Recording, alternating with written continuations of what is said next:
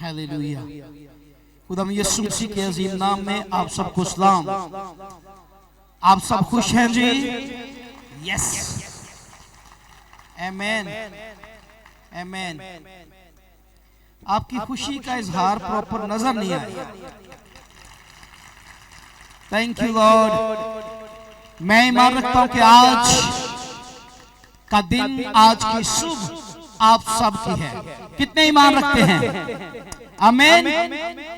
Last Sunday हमने announce किया था, लास्ट संडे हमने अनाउंस किया था कि बाकायदा हम क्रिसमस सरमन्स की सीरीज का आगाज करने वाले। कितनों को पता याद है? लास्ट ईयर कितनों ने उस सारी सीरीज को सुना और प्रॉपर जो क्रिसमस की रियल पिक्चर है, कितनों ने उस पिक्चर को देखा कि क्रिसमस हकीकत में है क्या? नहीं तो मेरे ख्याल में बचपन से लेकर बुढ़ापे तक हम आज तक सिर्फ चरनी पे अटके हुए थे, या फिर आज तक हम उन मजूसियों पे अटके हुए थे, हम आगे भाड़ ही नहीं पा रहे। लेकिन लास्ट ईयर खुदा ने जो मुकाशफा मुझे दिया कि हम प्रॉपर सरमन सीरीज का आगाज करेंगे और इस साल फिर हम कुछ नया क्रिसमस के तल्लुक से सीखेंगे। और इस सीरीज का आज पहला एपिसोड है हमारे पास, और ये बेसिकली हकीकत में है तारफ मसीह के इस दुनिया में आने से पहले जो वाकया हुआ। आए जरा आज हम उस पर गौर करने वाले हैं। ये पैगाम क्रिसमस की आमद के तल्लुक से है। हम इस पर गौर करने वाले हैं कि मसीह की आमद से पहले, मसीह के आने से पहले, तवज्जो दीजिए, मसीह के इस दुनिया में आने से पहले हम देखते हैं इस्राएल की तारीख को, या फिर अगर हम पूरी दुनिया पर गौर करें तो ऐसा लगता था कि जैसे काली रात ने और उस जैसे काली रात की चादर ने पूरी दुनिया को अपनी लपेट में लिया हुआ है। और अगर हम बाइबल मुकद्दस की तरफ थोड़ा सा और बढ़ें तो मलाकी नबी की किताब, जो कि बाइबल मुकद्दस में पुराने अहदनामा की आखिरी किताब, और उसका जो आखिरी बाब यानी चौथा बाब है, हमें उसके अंदर एक पेशनगोई भी नजर आती है, बल्कि उसमें 12 बातों का जिक्र हमें मिलता है।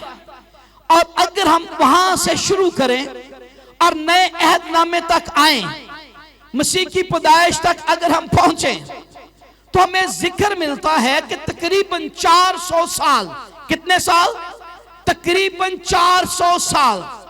साथ रहिए, कितने साल? तकरीबन 400 साल। 400 साल पहले मलाकी ने यह बात की, और उस बात को पूरा होने में तकरीबन 400 साल लग गया। 400 साल के दरमियान अगर हम गौर करते हैं, मलाकी से लेकर अगर नए अहदनामा तक आप आए, मसीह की पैदाइश तक अगर आप पहुंचे, तो इस 400 साल के अंदर हमें आसमान भी खामोश नजर आता है, हमें खुदा भी खामोश नजर आता है।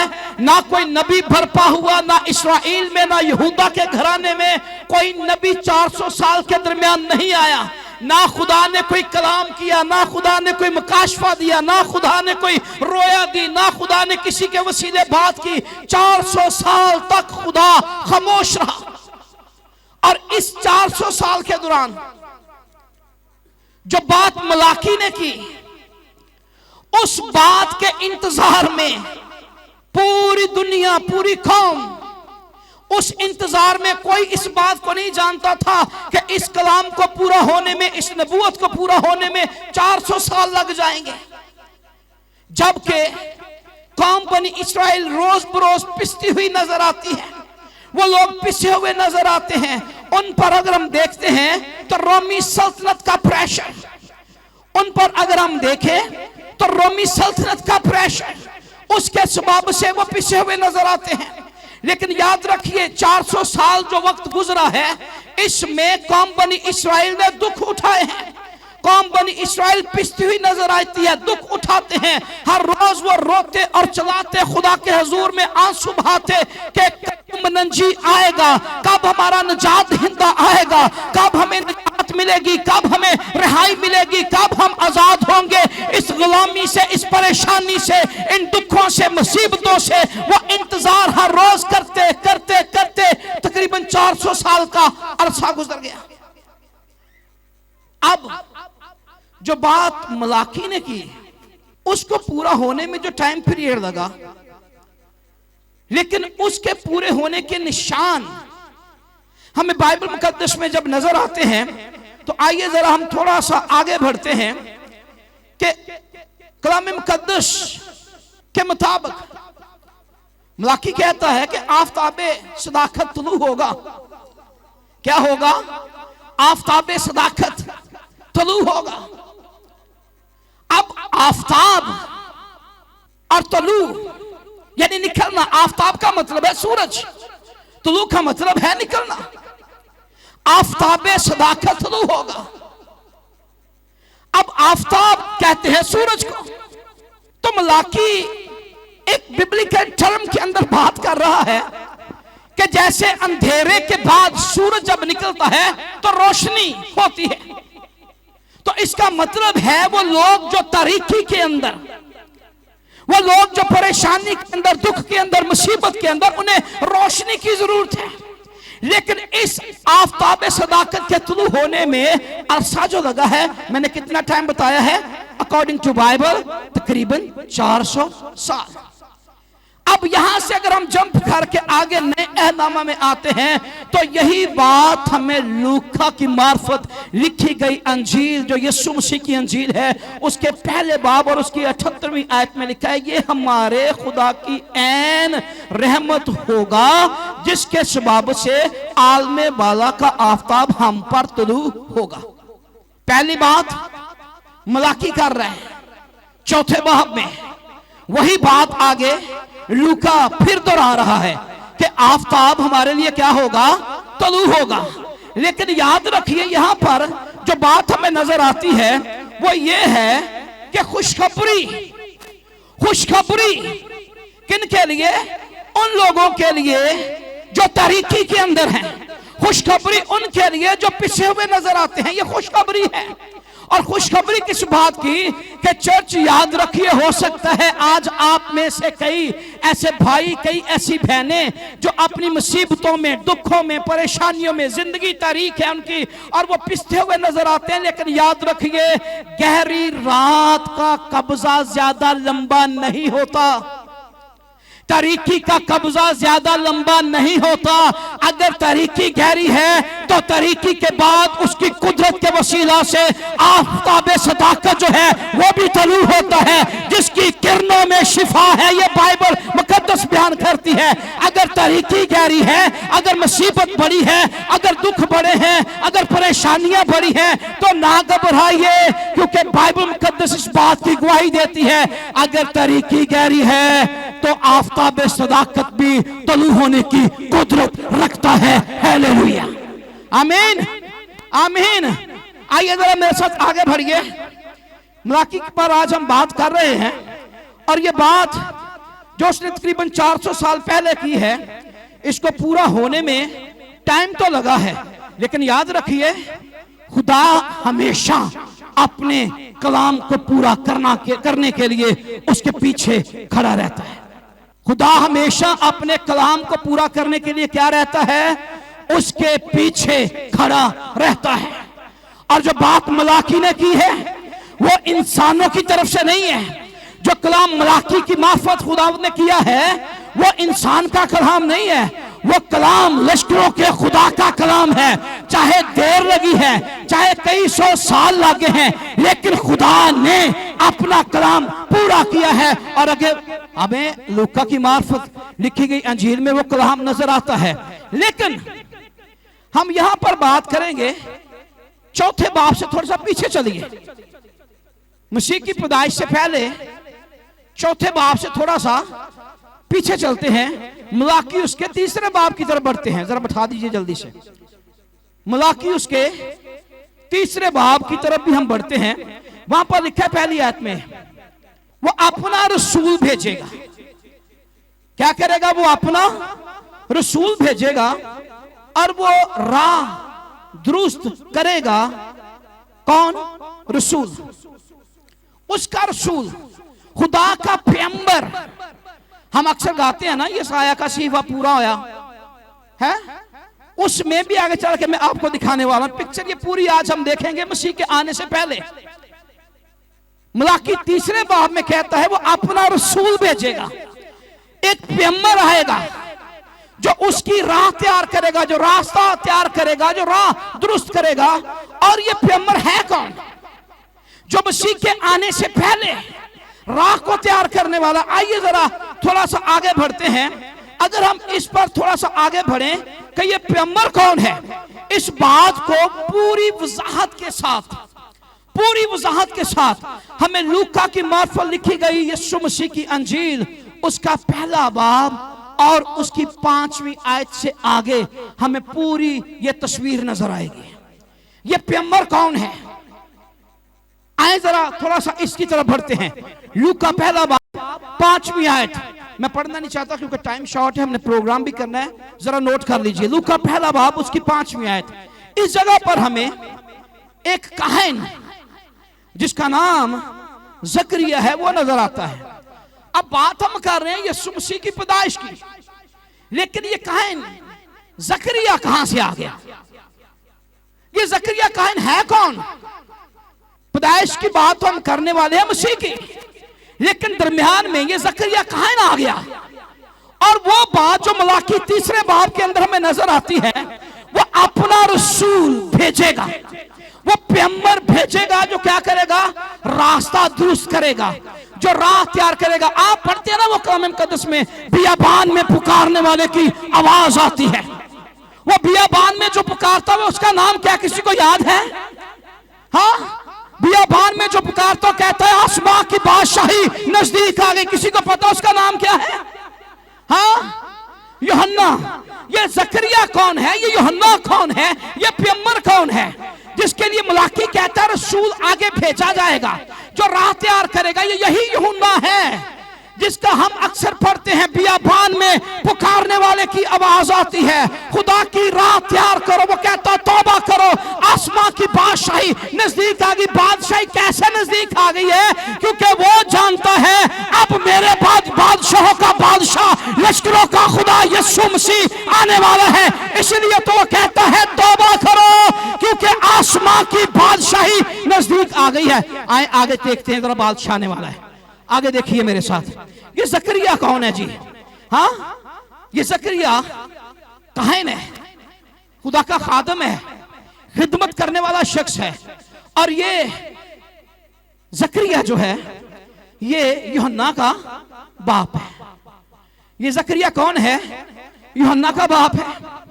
इसकी मां का नाम अलिशबा है। और कलाम में लिखा है ये बुढ़ापे में है, दोनों उम्र सीधा है, बूढ़े हैं। ये जवान नहीं है, ये बूढ़े हैं, बुढ़ापे में हैं। लेकिन लिशबा बांझ है, जवानी से लेकर बुढ़ापे तक क्या रही? बांझ रही, औलाद नहीं है। लेकिन इस बार जब वो कुर्बानी करने गए, खुदा के हुजूर में खुशबू जलाने के लिए जब वो अंदर गया है, मस्बा के पास गया है, खुदा कुछ चेंज करने वाला है बूढ़ा।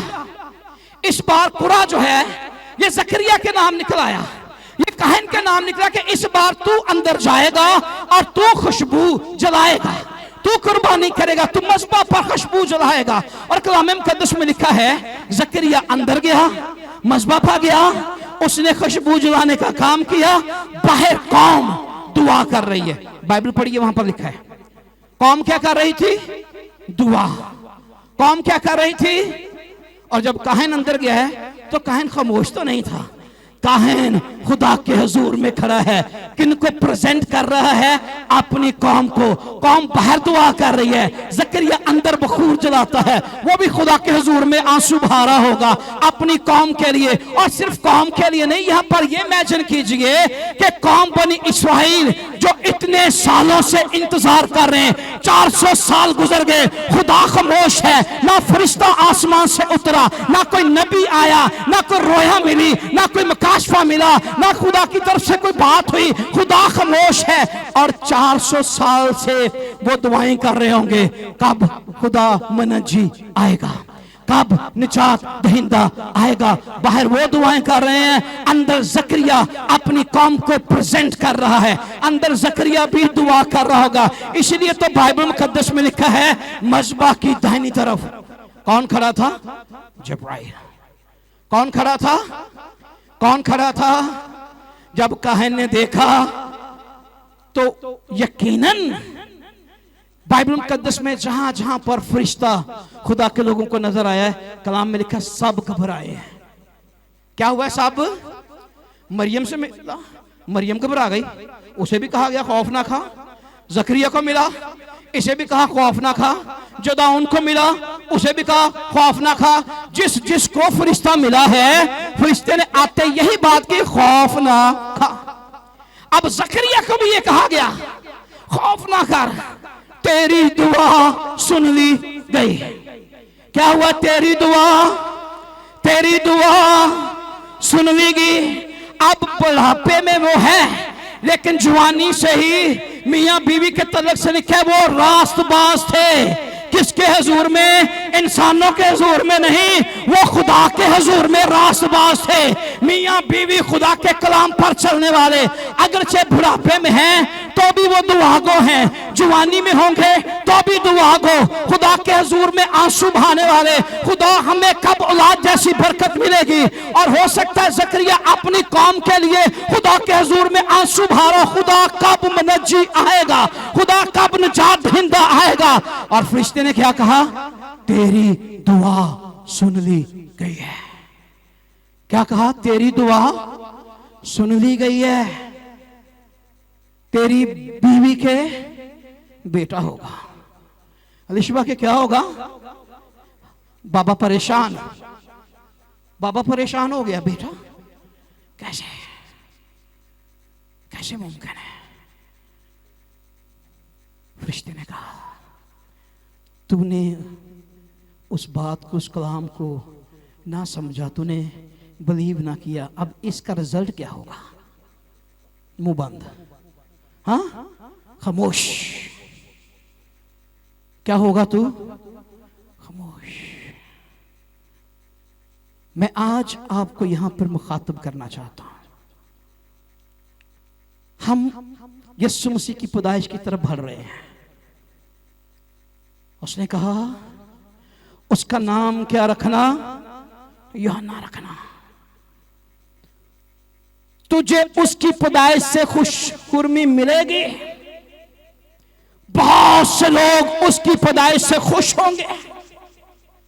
एक बड़ा चेंज आने वाला है। 400 साल के बाद पहली बार फरिश्ता खुदा के मज़बा के पास आकर खड़ा हुआ, किससे बात करने के लिए? जकरिया से फरिश्ता कहता है, मुझे भेजा गया है ताकि मैं कलाम करूं। क्या करूं? मैं कलाम करूं, तेरे साथ बात करूं। जिस मुनज्जी के लिए तुम दुआएं कर रहे हो, जिस मुनज्जी के लिए तुम लोग आंसू बहा रहे हो, अब वो वक्त आन पहुंचा है, क्योंकि 400 साल की खामोशी आज टूटी है। 400 साल के बाद आज खुदा ने मुझे भेजा है ताकि मैं कलाम करूंगा, तुझे बता सकूं कि कुछ चेंज होने वाला है। क्या होने वाला है? कुछ चेंज होने वाला है। चर्च, मैं यहां पर आपको यह कहना चाहता हूं, हो सकता है बहुत सारी बेटियां, बहुत सारी बहनें आज बांझपन की जिंदगी में है। बहुत सारे नौजवान, खाली औरतें बांझ नहीं होती, मर्द भी बांझ होते हैं। बहुत सारे नौजवान बांझपन की जिंदगी में हैं। हो सकता है आप बेरोजगार हैं, गुर्बत में, तकलीफ में, परेशानी में, पूरा साल आपका ऐसे ही गुजर गया। जमीन जिस पर आप काम करते हैं वो जमीनें बंजर बांझ हैं। आप जॉब करते हैं, समझ लीजिए वो जॉब भी बांझ है, आपकी पूरी नहीं पड़ती। लेकिन जैसे आज के कलाम के मुताबिक फरिश्ता उतरा और उसने कहा मुझे भेजा गया है। आज सुबह आपसे ये कलाम है, खुदा आपके हालात को आपके फेवर में करने वाला है। बांझपन यीशु के नाम से खत्म होने वाला है, गुर्बत खत्म होने वाली है, परेशानी खत्म होने वाली है और खुशी और शादमानी आपकी जिंदगी में आने वाली है। जकरिया बुढ़ापे में है, आंसू बहाता होगा बीवी के साथ मिलकर। रासबाज बंदा क्या कर सकता है, ना वो किसी से ऊंचा बोले ना लड़ाई कर सके। मियां बीवी दोनों झुक जाते होंगे, खुदावंद अपनी कुदरत को दिखा, अपनी मर्जी को हमारी जिंदगी में पूरा कर। कलाम हुआ, तेरी दुआ सुन ली गई है, तुझे बेटा मिलेगा। उस बेटे के सबब से बहुत से लोग खुश होंगे, एक बड़ा चेंज आएगा। कलाम में लिखे वो बहुतों को खुदा की बादशाही में लाने का वसीला बनेगा। इंट्रोड्यूस कराएगा वो किसको? उस मुनज्जी को। किसको इंट्रोड्यूस कराएगा? उस मुनज्जी को इंट्रोड्यूस कराएगा।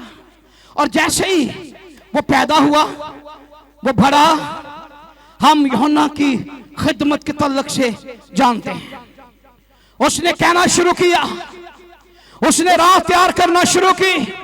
मलाकी 3 भाग में हमने सुना, उसने कहा वो राह दुरुस्त करेगा। किसके लिए? मुनज्जी के लिए। वो राह तैयार करेगा किसके लिए? यीशु मसीह के लिए। और उसने कहना शुरू कर दिया, मैं तुम्हें पानी से बपतिस्मा देता हूं, लेकिन जो मेरे बाद आता है मैं उसकी जूतियां खोलने के लायक नहीं। वो रूह और आग से बपतिस्मा देगा। वो किसी इंसान की बात नहीं कर रहा, बल्कि वो यीशु मसीह जो निजात दहिंदा और लश्करों का खुदा है, वो उसकी बात कर रहा है। जो मेरे बाद आता है कोई दूसरा नहीं, बल्कि यीशु मसीह की बात यहां पर हो रही है कि जो मेरे बाद आता है वो क्या कर रहा था? राह तैयार कर रहा है, प्रिपेयर कर रहा है, लोगों को अवेयर कर रहा है कि मैं तो हूं जो मनाती कर रहा हूं आसमानी बादशाही के। मैं तो हूं जो आप लोगों को आसमानी बादशाही को मुतारिफ करवा रहा हूं। लेकिन जो मेरे बाद आता है वो बादशाहों का बादशाह है। और फिर जब वो मसीह के सामने आया तो कलाम मुकद्दस में लिखा है, उसने निशानदेही की। उसने कहा, देखो खुदा का बर्रा जो जहान के गुनाह उठा ले जाता है। हालेलुया, आमीन, आमीन। चर्च, मुझे बताइए कि आप उस मुनज्जी से मिलने के लिए तैयार हैं? कितने लोग तैयार? अपना हाथ उठाइए। कितने लोग? पीछे वाले भी अपना हाथ उठाएं, दोनों हाथ उठा के बताइए। अभी तक पीछे वाली चेयर्स वाले हाथ नीचे हैं। कितने लोग उस मुनज्जी से मिलने के लिए तैयार हैं? आप हर साल ही मिलते हैं। थैंक यू, थैंक यू नीचे कीजिए। हर साल ही मिलते हैं, लेकिन मिलना ये नहीं है, ना ना ना ना ना, मिलना ये नहीं है जिस तरह हम हर साल मिले। 25 दिसंबर गुजरा, फिर सारा सिलसिला वही। आइए अपने आप को प्रिपेयर कीजिए, अपने आप को तैयार कीजिए। अगर आपको आज कहा जाए कि आप अपने प्रेसिडेंट से मिलने वाले हैं, अगर आपको आज पैगाम मिल जाए आप प्राइम मिनिस्टर से मिलने के लिए तैयार हैं, अगर आपको पैगाम मिल जाए कि आप चीफ मिनिस्टर से मिलने के लिए तैयार हो जाइए, तो क्या आप ऐसे ही चले जाएंगे उठ के मिलने के लिए? आप अपने आप को प्रिपेयर करेंगे। हाँ, आप फुली प्रिपेयर होंगे। किससे मिलने जाता हूं? मैं चीफ मिनिस्टर से मिलने के लिए तैयार हूं, मैं प्राइम मिनिस्टर से मिलने के लिए तैयार हूं। आप प्रिपेयर करेंगे अपने आप को। यहां पर चलते चलते बात बताता चलो, ये आखिरी बात होगी। अगर प्रिपेयर करने की बात करते हैं तो बात तो ये आगे सरमन में जाके होगी, लेकिन मैं फिर यहां पर भी कह देता हूं, प्रिपेयर करने की बात करते हैं तो फिर मजूसियों को देखिए, वो प्रिपेयर होकर आए हैं, उनके पास बॉक्सेस हैं देने के लिए, नजराने देने के लिए। आपसे कोई हदिया नजराने की बातें नहीं हो रही। आपसे ये कहा जाता है अगर मिलना है, तैयार होना है, अपने दिल की चरनी को तैयार कीजिए, अपने आप को प्रिपेयर कीजिए, अपना दिल उसके हुजूर में नजर दीजिए और उसे कहिए मैं अपने आप को तैयार करके आया हूं ताकि तू चरनी में नहीं, इस बार मेरी जिंदगी में जन्म ले सके। मैं नया मखलूक बनना चाहता हूं, मैं पहले जैसा नहीं रहना चाहता। मैंने बड़ा इंतजार किया, मैंने कई साल इंतजार किया, लेकिन चर्च आज इंतजार खत्म हो चुका है, क्योंकि अगले संडे यही फरिश्ता जो आज जकरिया से मिलने आया है, यही जबराइल किसी और के पास जाने वाला है और उसे कहने वाला है सलाम तुझको जिस पर फजल हुआ है। आइए मुकद्दसा मरियम के लिए, मनंजी खुदा यीशु के लिए जोरदार ताली बजाइए, क्योंकि जिससे फरिश्ता मिलने के लिए जाने वाला है। God bless you. खुदा आप सबको बरकत दे। आमीन।